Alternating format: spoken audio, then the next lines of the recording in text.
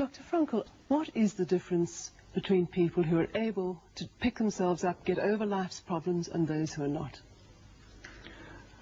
The decisive factor is decision, the freedom of choice, the freedom to come up with a decision. It should be, I would like to become this way or another, in spite of conditions that should only seem to fully determine my behavior. I wish to act freely as a responsible being, which is a human being. I wish to act in accord with heredity and environment, owing what I become to them, but also, if need be, in spite of the worst conditions.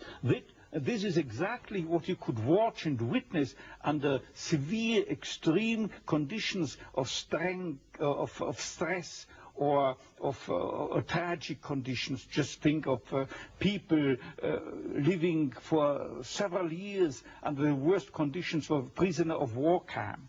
There's a whole body of psychiatric literature about that, or for that matter, in concentration camps. And this is what should be acknowledged. People are free, and if you watch or study the lives of such people in just a detached, down-to-earth, empirical, strictly empirical, scientific way and fashion, in another way than you presented it and you commented it, in another way, then people get the picture, the impression of a human being as something, not someone, something that is fully determined. Whereas they don't recognize and acknowledge the freedom and the responsibility for themselves, the responsibility for making something or someone out of himself. So your basic philosophy is that life has meaning under all conditions, but how easy is it when there's a sense of hopelessness, a sense of despair, to recognize this meaning? Let me confront you with a somewhat strange definition of despair. As I'm used to proclaiming is that despair can be explained in terms of a mathematical equation. D, capital D, equals S minus M. What does it mean? Despair is suffering without meaning. As long as an individual cannot see any meaning in his or her despair, he or she will certainly be prone to, in its suffering, I wanted to say, no meaning in the suffering, he or she will certainly be prone to despair and, under certain conditions, to suicide.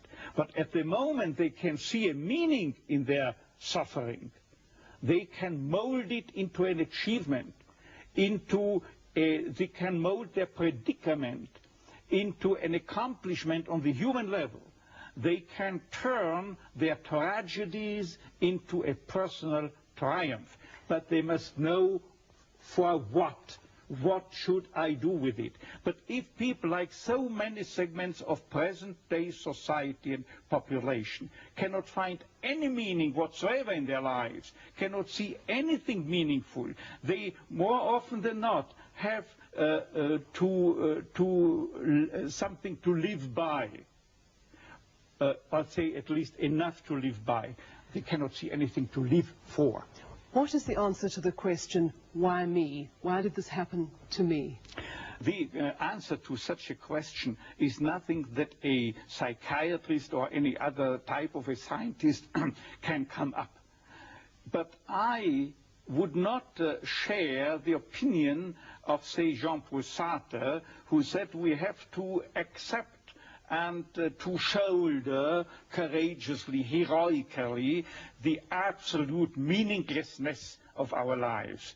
But what I think is rather that what we have to accept is the incapacity of our humanness, the incapacity to recognize the ultimate meaning in intellectual or merely rational terms. This is the only thing we have to accept.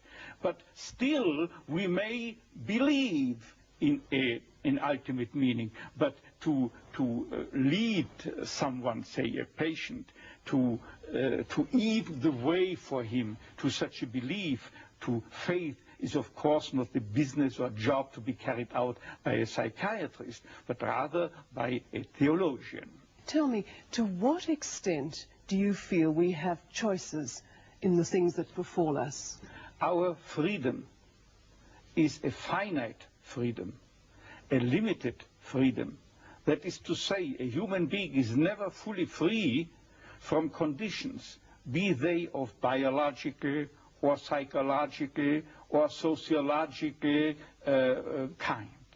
But the ultimate freedom is always and remains always reserved to ourselves. That is the freedom to take a stand to whatever conditions might confront us.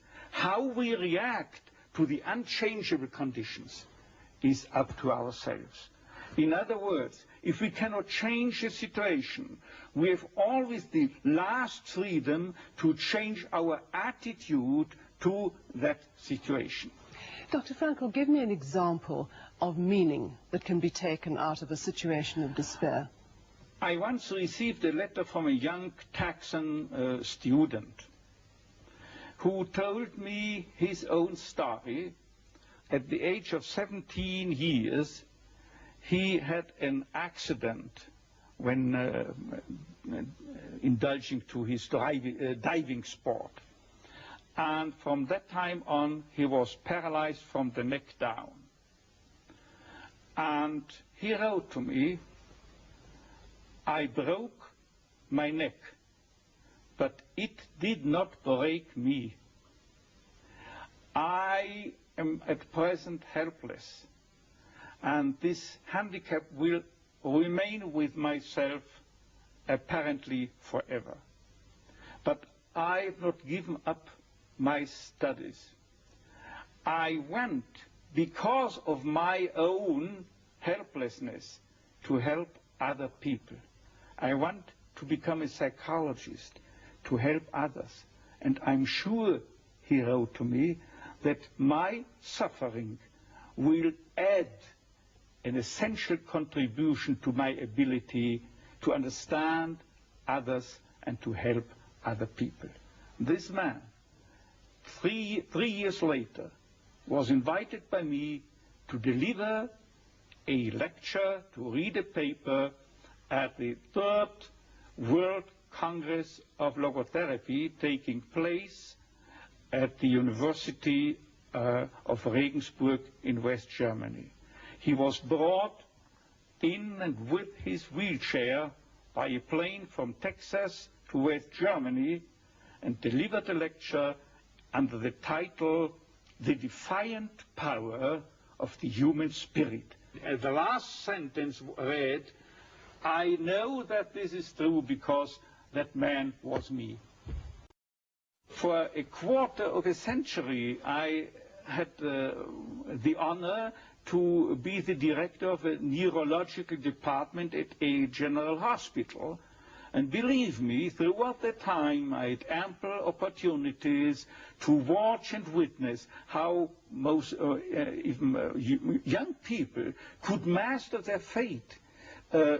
Young girls, for instance, that had danced a weekend before in a disco, then were paralyzed due to a brain tumor or a tumor of the spinal cord, a neoplasm of the spinal cord.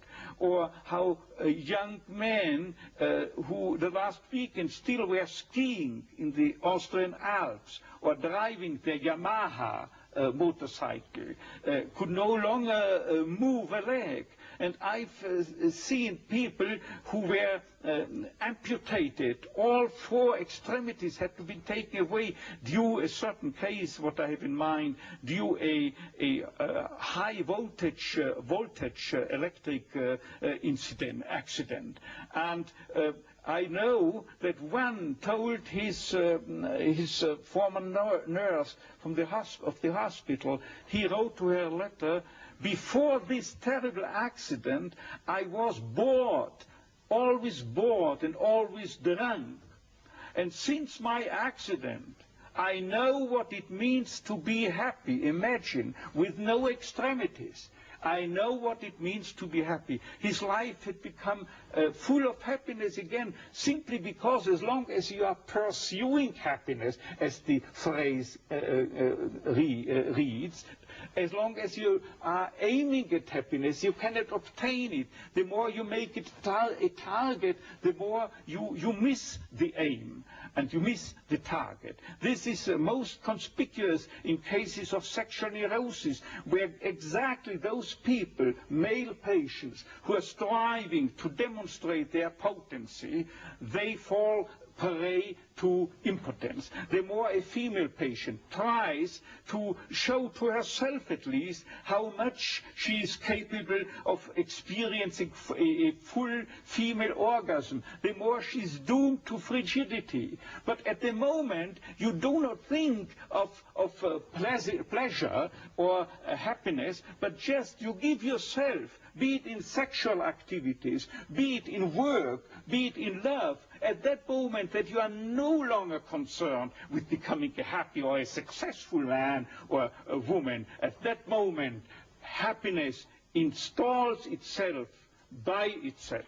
But Dr. Frankl, tell me, how could the people in the death camp at Auschwitz, and you were there yourself, what meaning could they take out of an absolutely hopeless situation? They knew they were going to die. What I can say about the lesson I took home from Auschwitz and Dachau and so forth, let me prefer to speak in a more personally detached way by referring to the absolutely parallel experiences that people had in prisoner war camps.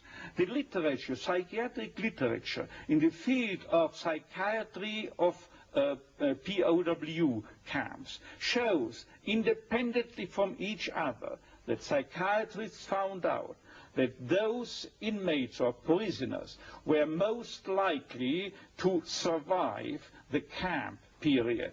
Those, I say, who were orientated toward a future, orientated for becoming free again in the future, and most importantly, oriented to a meaning that they had to fulfill in the future, a task that they had to complete in the future, and or to be reunited with their beloved people in the future again. Let me just recount an incident that happened to me in one of my own concentration camps. I was confronted within a couple of days with 2 people, 2 comrades, the one of whom I knew that they are prone to suicide. Now what happened? I asked both why they wished to commit suicide, to take their lives, and without knowing, independently from one another, they told me, see doctor, I've nothing to expect from my life anymore. And you know what I improvisingly asked them?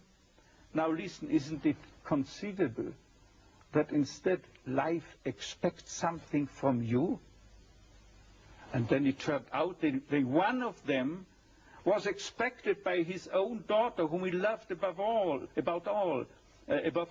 In the United States, she had already succeeded in emigrating. And the other then frankly told me and confessed that there was a series of books that he had written and or edited in the field of geography, it was, as far as I remember, and he wanted to complete this series of books. And at that moment there was something like a Copernican reversal. Suddenly the scenery had turned 180 degrees around. Suddenly they saw they have to do something for the world and not waiting until the judgment is issued, death or survival. But these very people had the highest chances to survive under equal circumstances, of course. What I mean is that millions had to die in the concentration camps, particularly in Auschwitz, as you might know, and millions and hundred thousands of them were certainly oriented toward a meaning, if for no other meaning, in religious terms. And they had to die, as they would have said, the Kiddush Hashem, for the glorification of God, out of their own beliefs in the gas chambers. So even at the moment of death, they were able to take meaning out of that moment of death. Exactly. You see, there is what I'm used to calling, when speaking to my students, as the tragic triad of human existence, consisting of pain, death, and guilt. Nobody is spared suffering from diseases, pain. No one of us human beings can escape death, finally. And there is no one who could keep himself free from guilt. It is not possible. But always, as I put it before, always suffering, tragedy can be turned into a triumph, into a human achievement. And as to death, it could well serve as an incentive to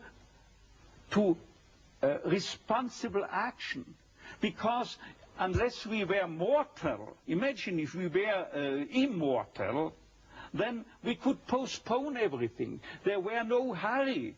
There were no need to do something right now. But there is a wonderful word of an author who has not written but said it about 2,000 years ago. You find it in the Bible.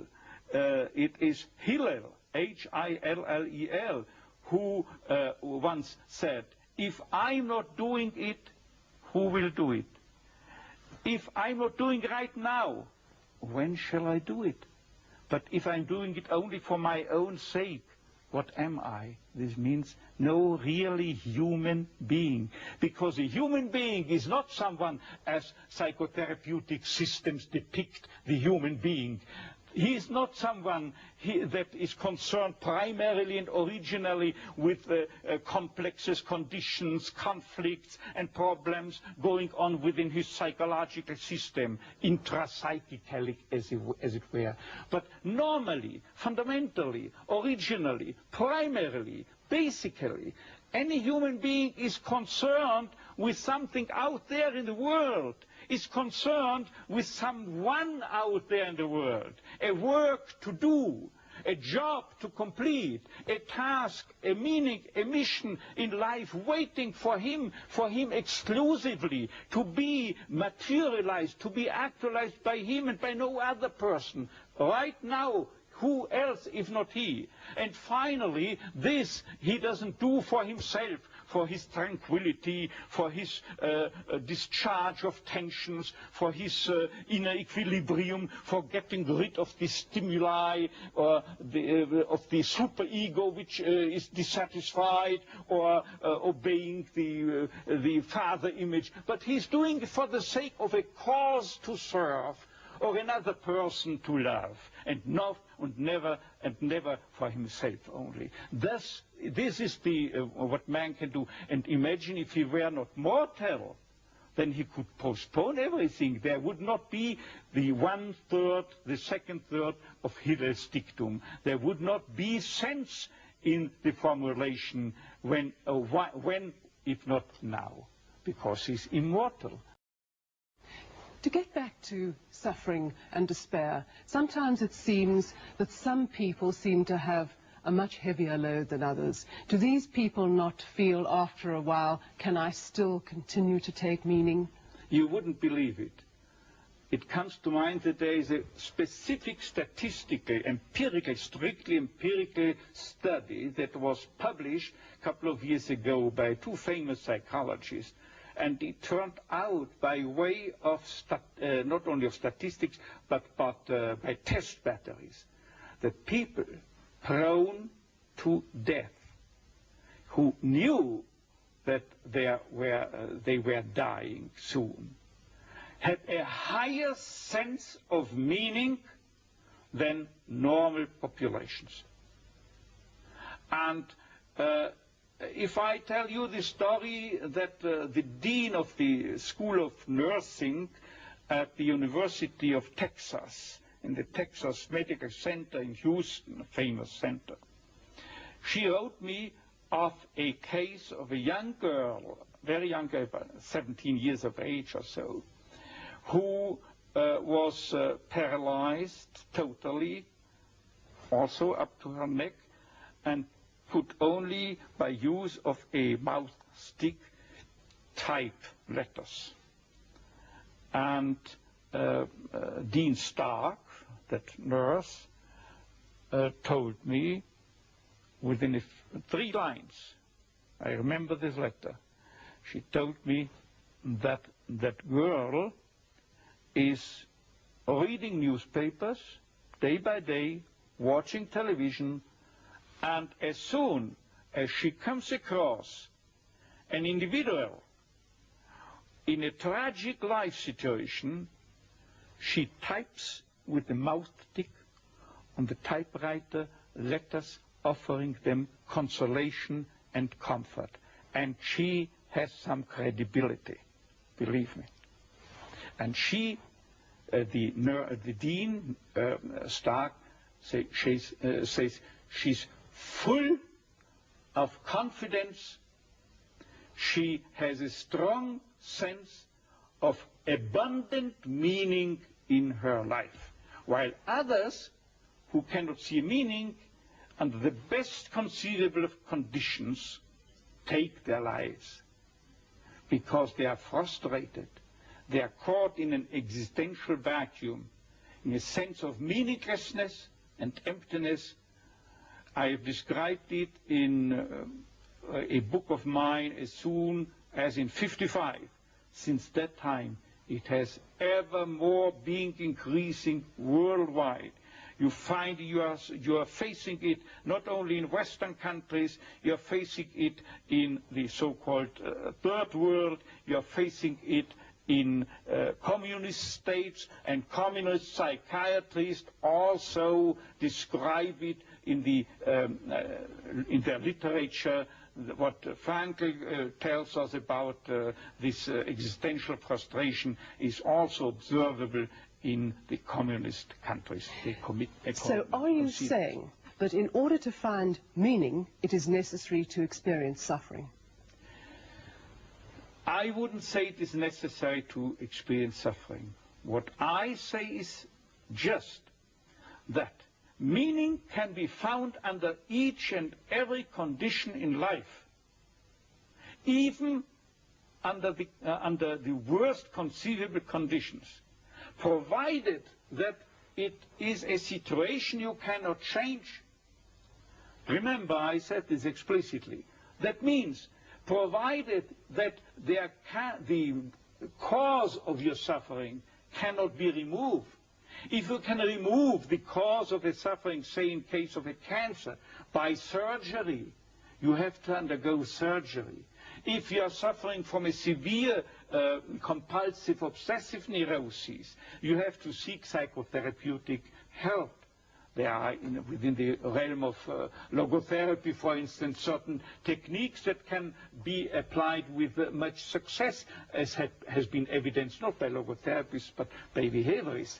And finally, if you are confronted with sociological conditions that have caused your suffering, then you are called upon to change the situation, to remove the cause of your suffering by political action, for instance.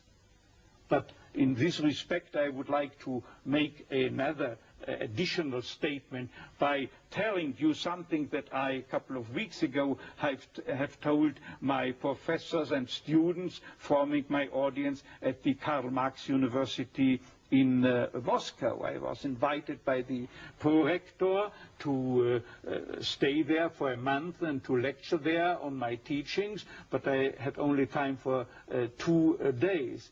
And I told them, don't think that I came to you from the West in order to sell you any political opinions. No, I don't come as a politician, but I speak to you on a meta-political level. This means that I recognize only, on a worldwide scale, only 2 styles of politics, or 2 types of politicians. The one is he, the politician, who thinks that the end justifies the means, any means, while the second type remains fully aware that there are means that would desecrate even the most noble end. And they were applauding that and understanding. And so I don't come into any country with a preconceived political conviction. I'm not entitled to judge it, but I have the responsibility to accept any call wherever in the world to deliver a message, if any should be present, and to act as an MD, as a doctor of medicine, and as such I had to take the Hippocratic oath that compels me to try to offer a cure to each and every individual or also population, if they invite me to do so. Dr. Frankl, I'm going to ask you now, as you know, this country is going through a very difficult time. We have an economic recession, people have become insolvent or without jobs, the political future is far from settled. Do you have a message for us, a message that could give us hope and meaning? You see, the only message I can deliver is a principle that I have adopted. I have adopted, I well remember, throughout the days I had to spend in Auschwitz. There is statistical evidence that my chance to survive Auschwitz, real statistical evidence, was 29 to 1. And I had the feeling that it was like that. And still, I applied the philosophy of Sir Karl Popper, whose nucleus means that you cannot prove any hypothesis. The only thing you can do is falsify it, show that it is not valid, that it is not tenable. And without knowing his philosophy, I only met him the first time a couple of years ago, I applied this theory inasmuch as I told myself, Victor, the chances are very, very low and small. Probably you will be sent to the gas chamber, and still there is nobody who can guarantee me and convince me with 100% certainty that I shall not survive but end in the gas chamber. As long as I have no guarantee that I will have to die within the next days, I continue behaving and acting as if I would spare this fate. Dr. Frankl,